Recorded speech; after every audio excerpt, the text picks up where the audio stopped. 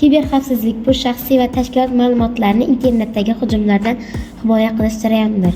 Kiberhujum xakerlar tomonidan kompyuter tarmoqlari, tizimlari yoki foydalanuvchi qurilmalarga qilingan zararli hujumdir.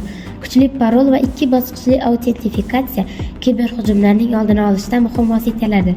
Foydalanuvchilar ko'pincha phishing orqali kiberjinoyatchilarning nishoniga aylanadilar.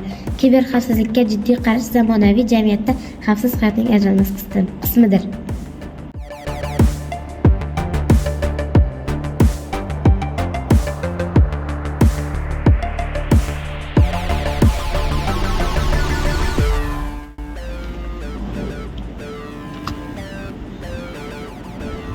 Qani ijtimoiy tarmoqqa kirib ko'raychi. Do'stlardan xabar kelmabmikan? Menga nima xabar keldi? Bu sening rasming deb qo'yibdimi? Birgina shubhali havolani bosish sizning barcha ma'lumotlaringizni o'g'irlashga sabab bo'lishi mumkin.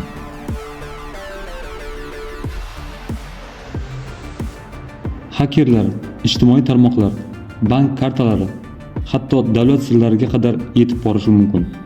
Kiberhujumlar faqat katta kompaniyalarni emas, oddiy foydalanuvchilarni ham nishonga oladi.